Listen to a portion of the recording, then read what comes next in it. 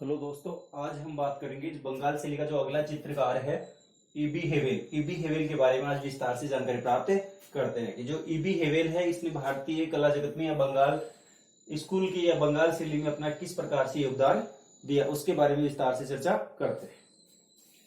यानी कि जो ईबी हेवेल है ये आधुनिक भारतीय कला इतिहास में आधुनिक भारतीय कला इतिहास में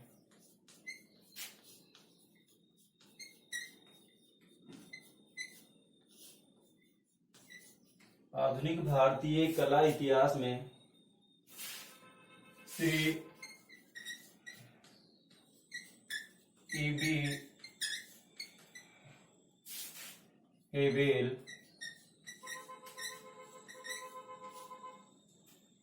का अपना विशिष्ट स्थान है। विशिष्ट स्थान है यानी कि आधुनिक भारतीय कला इतिहास में जो ईबी हेवेल है उनका एक अपना विशिष्ट स्थान है बंगाल शैली के रूप में। इन्होंने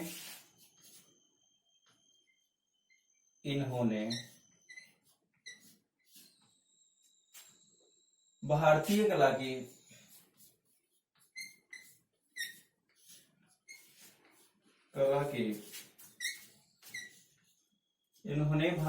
कला के सैद्धांतिक पक्ष को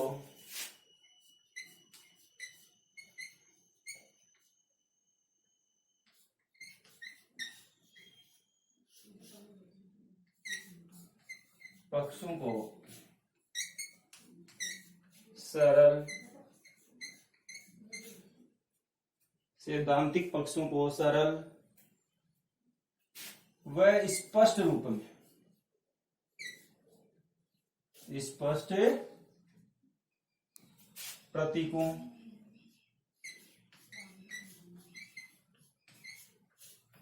प्रतीकों आदि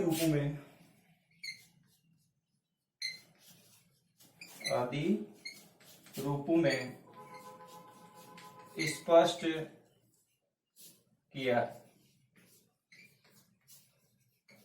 यानी कि जो ईबी हेवेल है इन्होंने भारतीय कला के सैद्धांतिक पक्ष को सरल और स्पष्ट रूप में क्या किया है, प्रस्तुत किया है।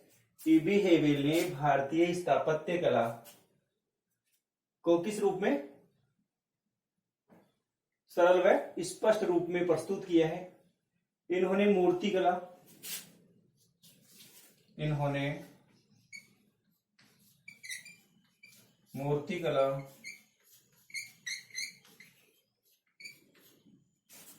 तकनीकी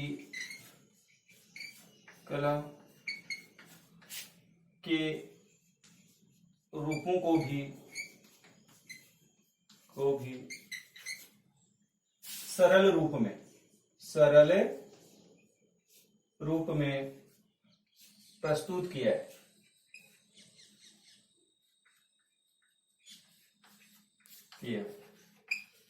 यानी कि ईबी हेवेल ने भारतीय जो मूर्ति कला है, तकनीकी जो कला है, उसको भी सरल व स्पष्ट रूप में प्रस्तुत किया है।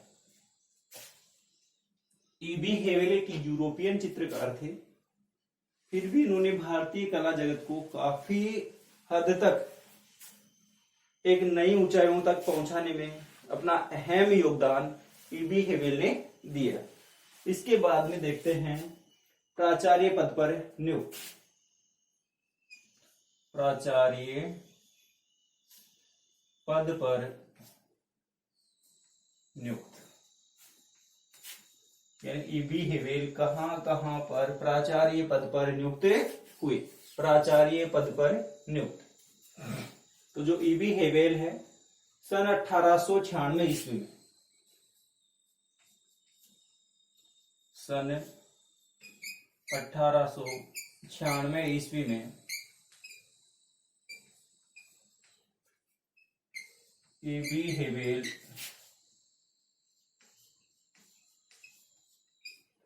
सन 1896 ईस्वी में ईबी हेवेल मद्रास कला विद्यालय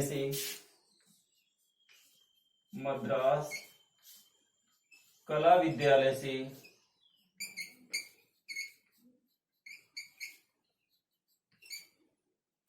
कलकत्ता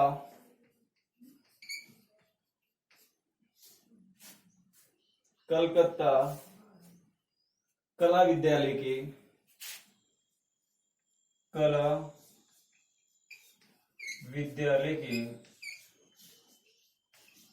आचार्य पद पर नियुक्त हुए।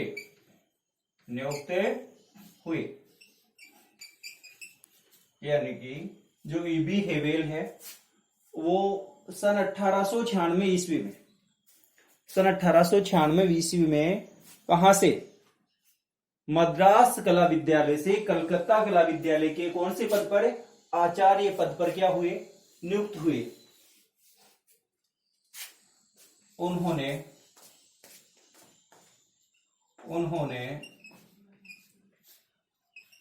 अनुभव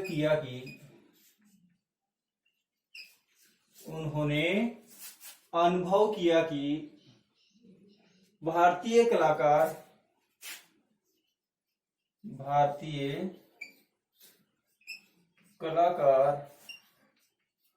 व छात्र यूरोपियन कला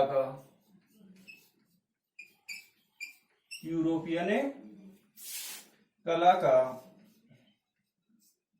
अनुसरण कर रहे हैं। यानी कि जो ईबी हेवेल है उन्होंने अनुभव किया कि जो भारतीय कलाकार हैं और जो भारतीय छात्र हैं वो यूरोपियन कला शिक्षा जो प्रणाली थी उसका क्या कर रहे थे? अनुसरण कर रहे थे। और जो भारतीय कला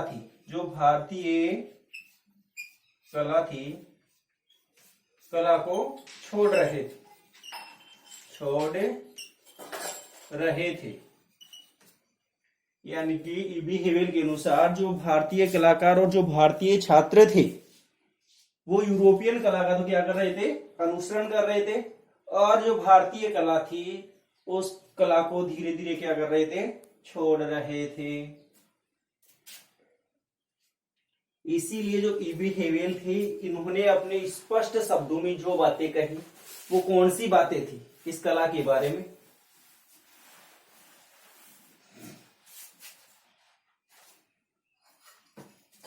ईबी हेवेल ने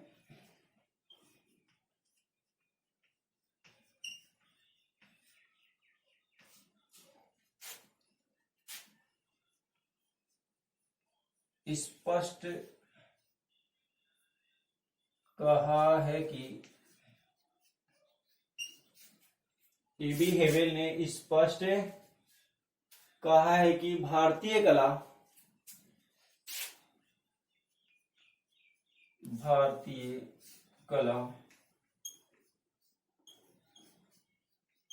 आत्मा के अधिक निकट है। यानी ईबी हेवेल के अनुसार जो भारतीय कला है वो आत्मा की क्या है? अधिक निकट है। और इसमें स्थूल जगत की अपेक्षा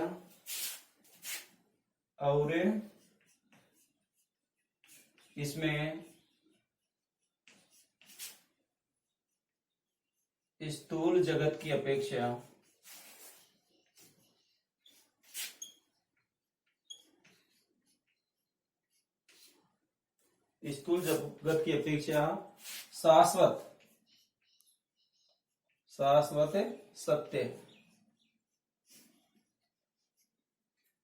यानी ऐसा पूछा जा सकता है कि भारतीय कला आत्मा के अधिक निकट है और इसमें स्थूल जगत की अपेक्षा शाश्वत सत्य है। ऐसा किसने कहा था? ईबी हेवेल ने। कौन सी कला के बारे में? भारतीय कला के बारे में। जबकि जो यूरोपियन कला है या जो पाश्चात्य जो कला है वो किसके अधिक निकट है? भौतिक जगत के अधिक निकट। पाश्चात्य कला, पाश्चात्य यूरोपियन जो कला है, यूरोपियन यूरोपियन कला सांसारिक जगत के अधिक निकट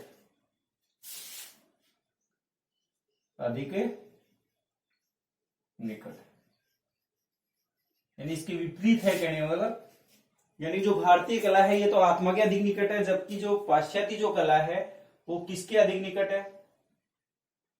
यूरोपियन कला जो है वो सांसारिक जगत के अधिक निकट है। और इसमें जो आध्यात्मिकता की जो कमी है, यानी जो यूरोपियन कला है इसमें क्या है? आध्यात्मिकता की कमी है।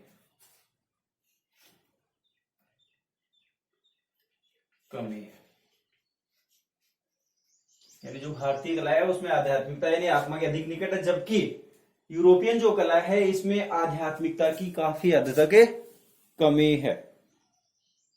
इसके बाद में देखते हैं ईबी हेवेल के द्वारा रचित जो प्रमुख पुस्तकें हैं कि इन्होंने कौन कौन सी पुस्तकों की रचना की थी। प्रमुख पुस्तकें ईबी हेवेल के द्वारा रचित प्रमुख जो पुस्तकें हैं उनमें Indian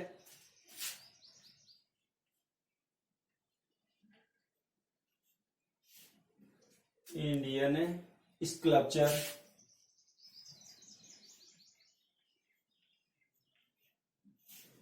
Indian sculpture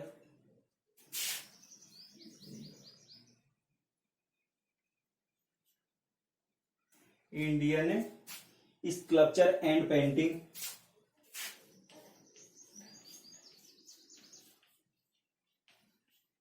Indian sculpture and painting, Indian architecture.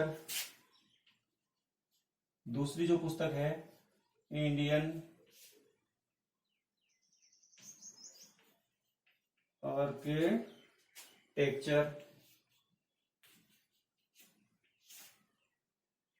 और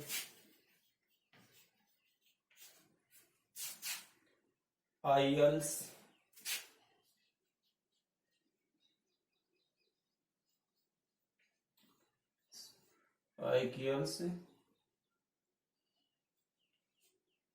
ऑफ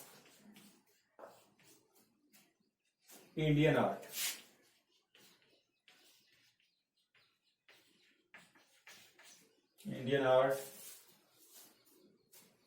आदि प्रमुख।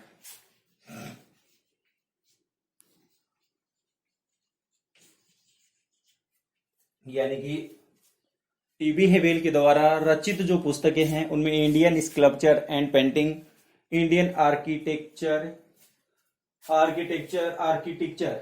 और आइकियल्स ऑफ इंडियन आर्ट नामक जो पुस्तकें हैं ये ईबी हेवेल के द्वारा प्रमुख पुस्तकें थी। इसके बाद में कल हम जो बात करेंगे, अपना जो अगला वीडियो होगा वो है रविंद्रनाथ ठाकुर, उसके बारे में कल विस्तार से अध्ययन करेंगे। जय हिंद, जय भारत।